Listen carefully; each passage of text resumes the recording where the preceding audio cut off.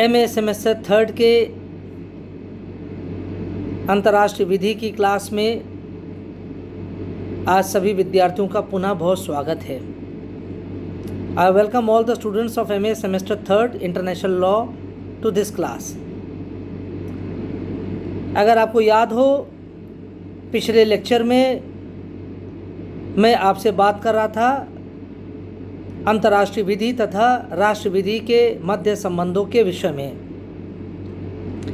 The relationship between the international law and the municipal law was the point of discussion in my last lecture, and regarding that I had spoken to you about the monistic theory. What is monistic theory? What is the substance of this theory?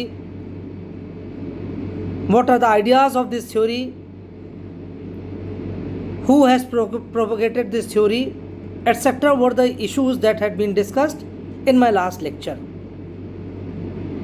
एकत्ववादी सिद्धांत क्या है, इसका मानना क्या है, इसका विचारधारा क्या है, कौन से विचारक इस सिद्धांत से जुड़े हैं, इस संदर्भ में हमने आपसे बात किया था। और अपनी बातों को अगर संक्षेप में दोबारा कहें, संक्षेप में, जिससे कि आपको पिछला अध्याय याद आ जाए। I have told you that monastic theory is that theory which considers that both international law and the municipal law, they are the two sides of the same coin. There is no substantial difference between the two sets of laws or between the two types of laws. राष्ट्रीय विधि और अंतर्राष्ट्रीय विधि एक ही सिक्के के दो पहलू हैं और दोनों में कोई विशेष अंतर नहीं है। The only difference being that the municipal law is concerned with the citizens of a state. Municipal law is concerned with the state. It is concerned with the state and its citizens. राष्ट्र विधि का मुख्य संदर्भ है राज्यों से और राज्य के अंदर रहने वाले व्यक्तियों से। तो राष्ट्र विधि राज्य और नागरिकों से संबंधित है और अंतर्राष्ट्रीय विधि का संदर्भ है या संबंध है राज्यों के पारस्परिक व्यवहार से। International law is basically concerned with regulating the behavior or the conduct among the nations, among the various countries of the world. But the basic purpose of both the sets of laws is to regulate the behavior of the state. हमें ध्यान ये रखना होगा कि दोनों प्रकार के विधियों का मूल उद्देश्य है राज्यों के व्यवहारों का नियंत्रण करना। To regulate the behavior of the states. The municipal law regulates the behavior of the states and international law regulates the behavior of the various states or various countries of the world. But ultimately both sets of laws are concerned with the state. दोनों ही प्रकार के विधियों का मूल उद्देश्य है राज्यों के व्यवहार का नियंत्रण करना। राष्ट्र विधि का उद्देश्य है राज्य तथा उसके अंदर रहने वाले व्यक्तियों के आचरण का क्रियान्वयन करना, संचालन करना। और अंतर्राष्ट्रीय विधि का मूल उद्देश्य है विश्व के विभिन्न राज्यों के मध्य संबंधों का क्रियान्वयन करना। और इसीलिए मोनेस्टिक थ्योरी ये कहता है कि ये दोनों प्रकार के जो कानून हैं, विधियां हैं, ये एक ही विषय के दो पक्ष हैं। They are the two sides of the same subject. Both are not inherently different from each other. ये दोनों प्रकार के कानून एक दूसरे से मूल रूप से अंतर नहीं है। The difference only consist in their appearance. इन दोनों का मूल जो अंतर है केवल दिखावे में है, केवल आउटवर्ड डिफरेंस है। But inherently there is no substantial difference between the nature of these two laws, because ultimately both these two laws are concern with governing the state, with regulating the state, with controlling the state and its behavior. तो पिछले turn पर I had told you about this concept. Now let us come to the second theory of this story. इस पूरी वृत्तांत का दूसरे सिद्धांत क्या है उसके ऊपर अब बात करते हैं हम। The second theory that regulates or that speaks about the relationship between the two types of law is the dualistic theory. Dualistic theory या द्वैतवादी सिद्धांत. द्वैतवादी सिद्धांत इसीलिए नाम है, पहले वाले का नाम था अद्वैतवाद, मोनिस्टिक, और दूसरे का क्या नाम है? अद्वैतवाद, dualistic. Something that is concerned with two things, that is dual, you can say the dual sets of laws, दो प्रकार के कानून. डुअलिस्टिक इसीलिए दो प्रकार का, द्वैतवादी. अब ये जो सिद्धांत है ये कहता है ठीक उसका विपरीत है, मोनिस्टिक थ्योरी का ठीक या अपोजिट है. This theory says that both types of laws are very different from each other. ये दोनों प्रकार की विधियां जो हैं, अंतर्राष्ट्रीय विधि और राष्ट्रीय विधि, दोनों में बहुत बड़ा अंतर है, दोनों को हम एक नहीं मान सकते हैं. और इन्होंने आलोचना की अद्वैतवादियों की, जो कहते हैं कि इनकी तो बहुत बड़ी भूल थी कि जो दो अलग अलग प्रकार के विधियों को वो एक ही मान बैठे. यानी जल को थल और थल को जल आप कैसे मान लेंगे? How can you consider land as water and water as land? Both are entirely different from each other. So the dualistic theory says that the state is basically concerned with regulating the internal affairs of a nation. Municipal law or a national law is concerned with a different kind of jurisdiction as compared to the international law.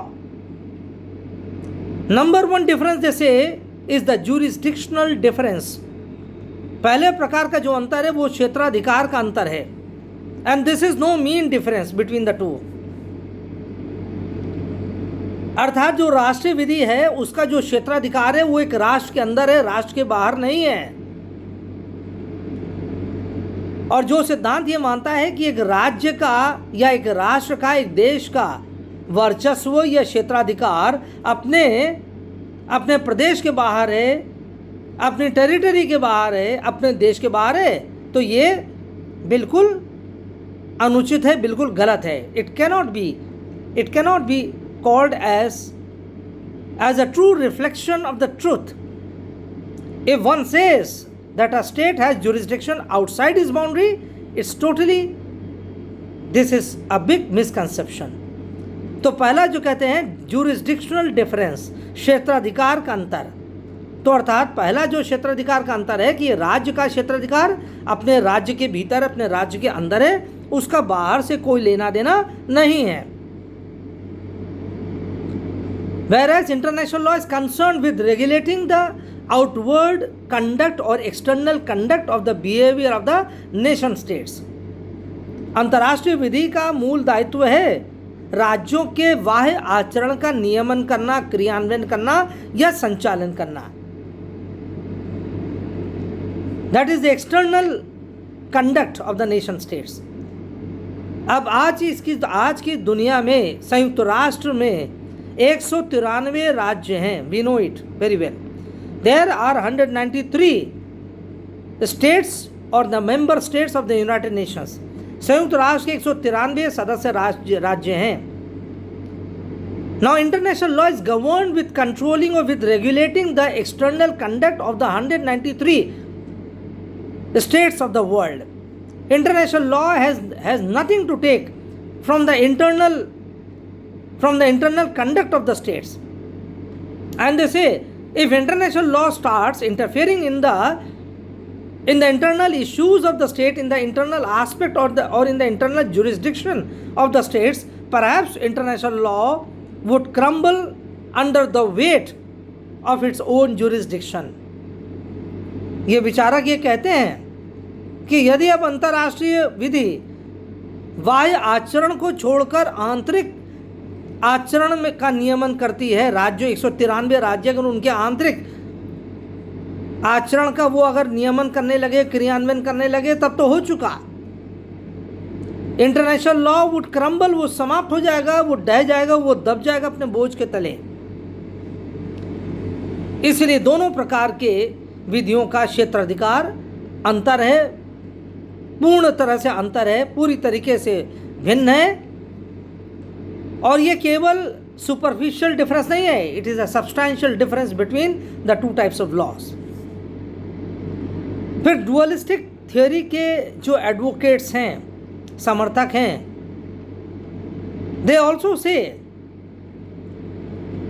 that the source of the laws is also very different, that the sources of the national law and the international law is again very different.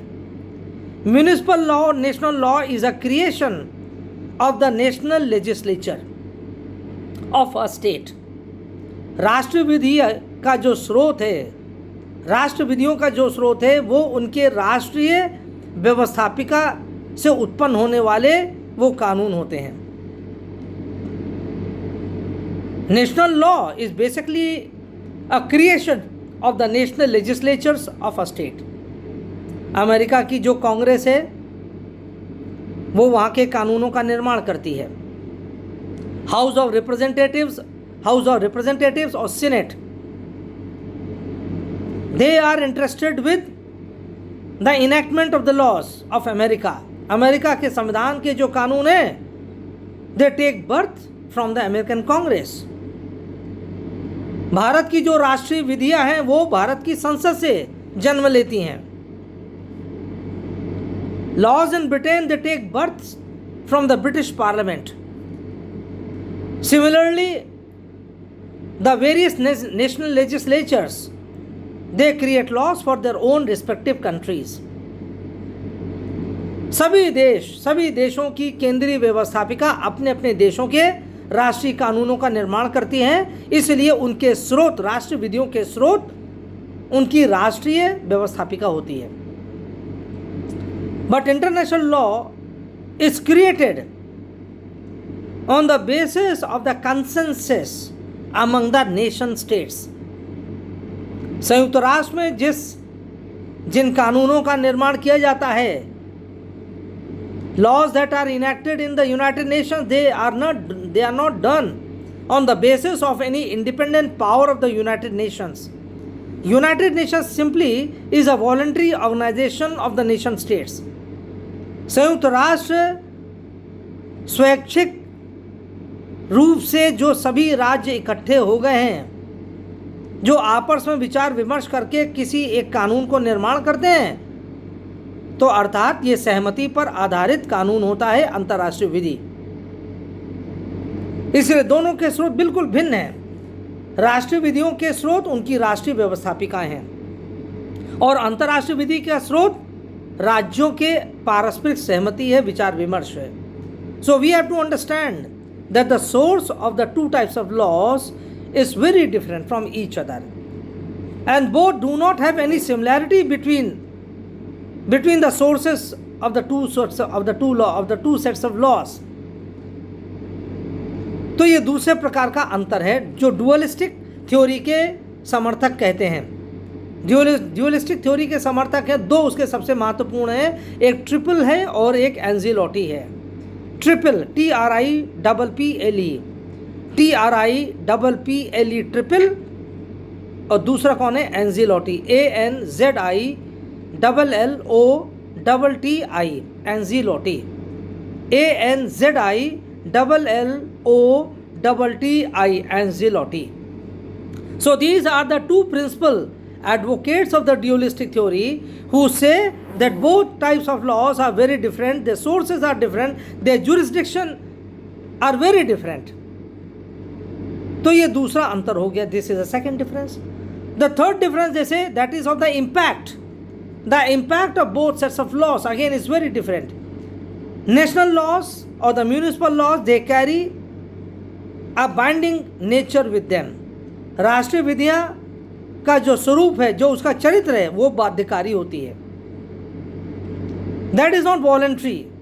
Individuals are not free to decide by themselves whether they have to obey law or they do not have to. They are not at liberty whether to decide. They are not at liberty to decide that they can disobey a municipal law. So municipal laws or national laws, they are binding in nature. All citizens, they have to mandatorily obey the laws. And if they do not obey the laws, they do not adhere by the laws, they stand the risk of being punished. Punishment follows, punitive action follows. तो राष्ट्रीय विधियों के साथ एक बाध्यकारी शक्ति जुड़ी है. संसद जब कोई कानून बनाती है तो उसमें उल्लेख कर देती है that this law is not voluntary, rather it is compulsory and it has to be followed by all citizens of the nation. और जो लोग इसका पालन करने को तैयार नहीं है तो वो दंड के लिए भी तैयार रहना चाहिए. This is the inherent character of a municipal law or a national legislation. It carries the power of punishment, the power of imposing penalty on the defaulters. जो लोग मानने के लिए तैयार नहीं है तो उनके ऊपर पेनल्टी किसी न किसी प्रकार की हो सकती है, चाहे वो दंडात्मक, चाहे उनको इम्प्रिजनमेंट हो सकता है, चाहे वो मॉनेटरी पेनल्टी हो सकती है, anything. But some or the other action will follow in the event of the disobedience to a municipal law by the citizens. But this is not so with regard to the international law. अंतर्राष्ट्रीय विधि के संदर्भ में ऐसा नहीं है.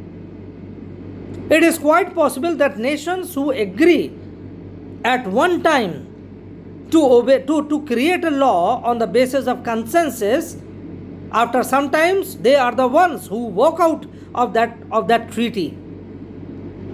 संधि के बारे में मैंने बताया, संधियां संयुक्त राष्ट्र में जो बनाई जाती हैं वो सहमति के आधार पर होती हैं और संधियां बाध्यकारी भी होती हैं. But is there any punishment also that is prescribed in the event of any nation walking out of the treaty? In the event any nation rejecting the treaty, hardly there is any punitive clause that is attached to a treaty. बहुत कम ऐसी संधियां होती हैं, अंतर्राष्ट्रीय संधि होती हैं जिसमें इस बात का प्रावधान रहता है कि अगर हस्ताक्षर करने वाले राज्य उस संधि का उल्लंघन करते हैं या उससे बाहर हो जाते हैं तो उनके ऊपर कोई दंडात्मक कार्रवाई होगी. ऐसी बहुत कम अंतर्राष्ट्रीय संधियां होती हैं. क्यों नहीं? उसमें दंडात्मक कार्रवाई का उसमें अंश रहता है.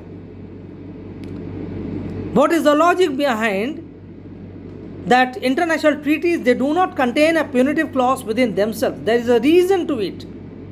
कोई ना कोई कारण अवश्य है कि अंतर्राष्ट्रीय संधियां जो विभिन्न राज्यों के सहमति के आधार पर बनाई जाती हैं, अगर वही राज्य एक बार सहमति दे देते हैं, हस्ताक्षर कर देते हैं, उसको स्वीकार कर लेते हैं, अपने यहाँ लागू भी कर देते हैं, लेकिन ये देखा गया कुछ समय बाद वो अपने आप को इस संधि से अलग कर लेते हैं. And the glaring example is that of the International Criminal court. अंतर्राष्ट्रीय आपराधिक न्यायालय जिसकी स्थापना सन 1998 में हुई थी और 2002 में जिसने काम करना शुरू कर दिया था, उस अंतर्राष्ट्रीय आपराधिक न्यायालय में ऐसे उदाहरण हमारे सामने आते हैं. International Criminal court presents a very glaring example before us where many member states of the United Nations who, after having entered into that treaty that is called as the Rome Treaty of 1998, they signed over that treaty, they became an integral part of the treaty. In addition to this, their parliament also approved this treaty. But after few years, it has been seen that several nations have walked out of that treaty. A large number of the African states who at one time had become signatories to this treaty, which is called as the Rome Treaty of 1998, and now a large number of African countries, they have walked out of that treaty. The reason being, the African states considered, or they still consider, that it is a lopsided treaty. They have alleged, they have said that a large number of the so-called accused who are being tried in the International Criminal Court, they come from the African countries. whereas many of the human rights violators belonging to the European countries or even to America, they are not on trial in the International Criminal Court. वो अंतर्राष्ट्रीय आपराधिक न्यायालय में उनको मुकदमे में नहीं पकड़ा गया है, जबकि अफ्रीकाई देशों के बहुत सारे शासन अध्यक्षों को मुजरिम बनाकर इसमें उनको मुकदमे में उनको शामिल कर लिया गया है। और इसमें कई सारे उसमें नाम भी है, चर्चित भी हैं, जैसे Charles Taylor, he was the president of Liberia. Joseph Kenyatta, who was at one time the president of Kenya. Then there are so many other. One very important name, it is just slipping out of my mind. और वो I am sorry कि अभी देखिए हम recollect नहीं कर पा रहे हैं। और बशर अल नहीं, वो तो सीरिया के हैं, वो है ना। ये खैर anyway, it is not coming to my mind at the moment, but there is lot of grievances on the part of the African countries that they are not being given a fair treatment and equitable treatment by the International Criminal Court, and therefore many of them have resigned from the ICC, that is International Criminal Court.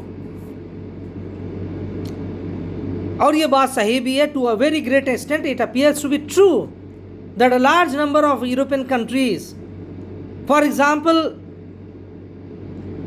I mean those national leaders who committed egregious human rights violations, for example of Serbia, Kosovo, Bosnia,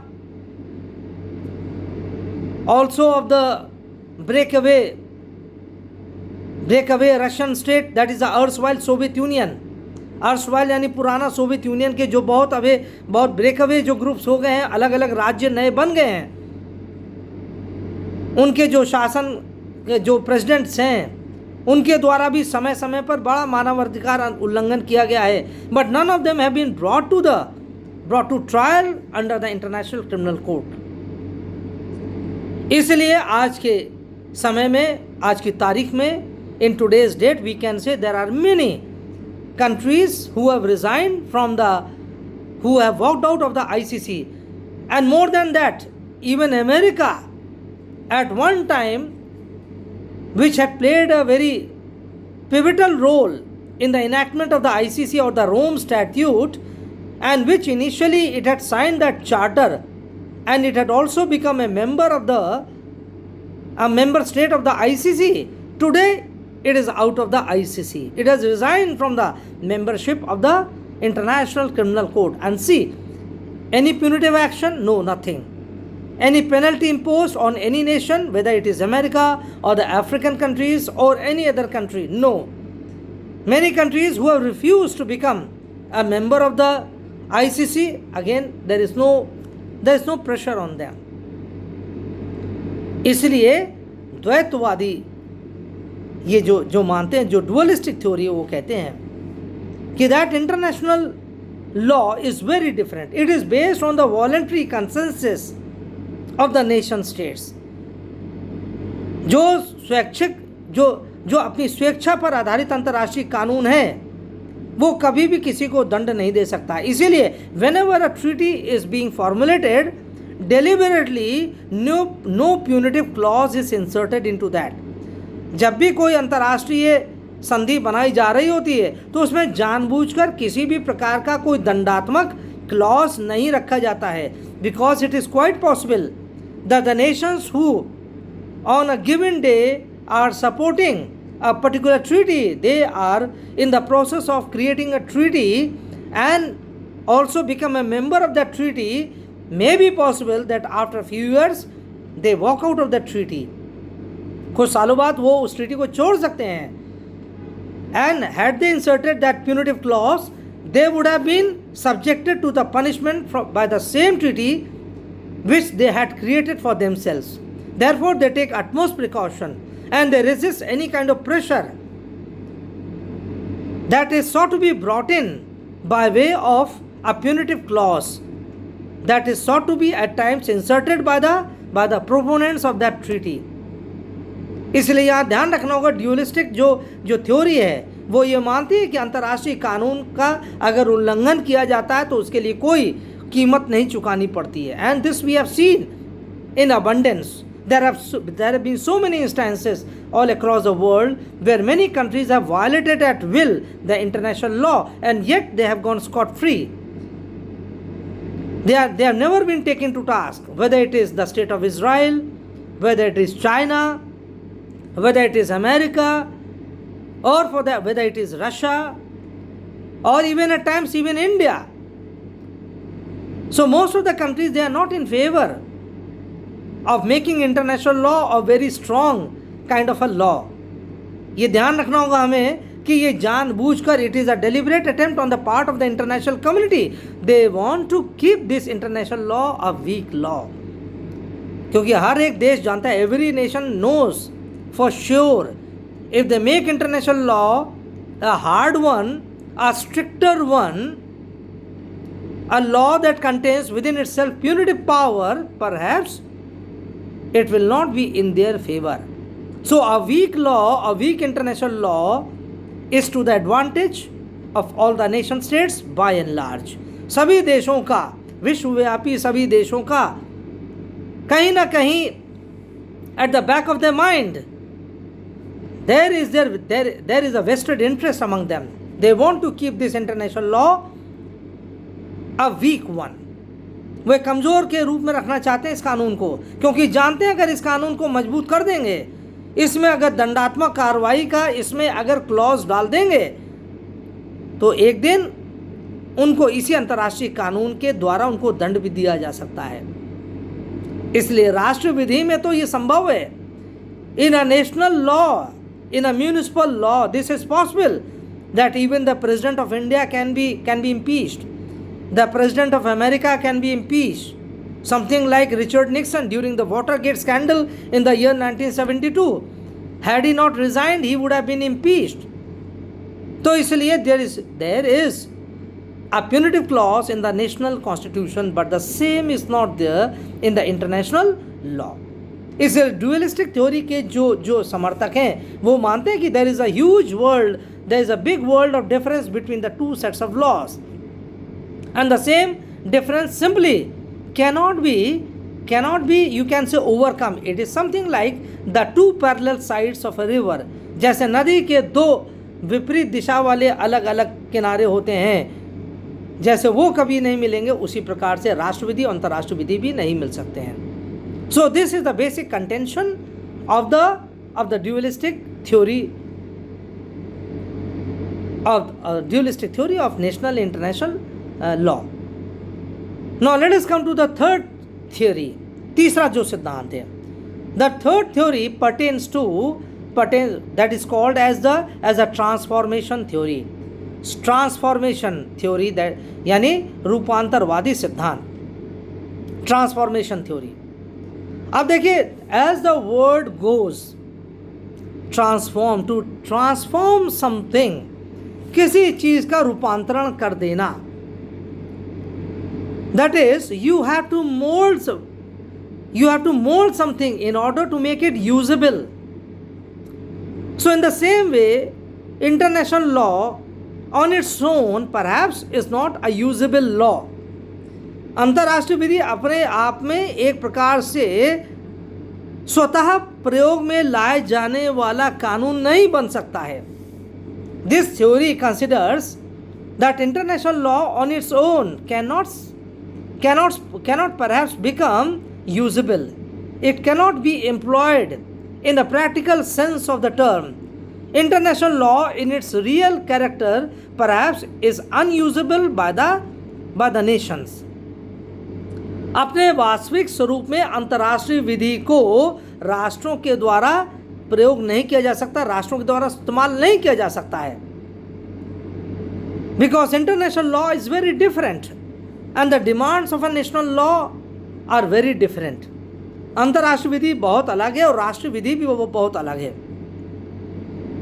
इसलिए इस अंतर्राष्ट्रीय विधि को राष्ट्र विधि का हिस्सा बनाने के लिए उसका रूपांतरण किया जाना अनिवार्य है, आवश्यक है। That is unless and until international law is moulded, it is transformed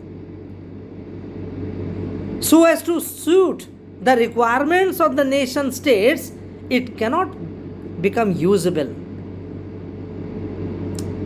For instance, in the making of the Indian Constitution, the constitutional framers, they borrowed certain ideas from America, something from Britain,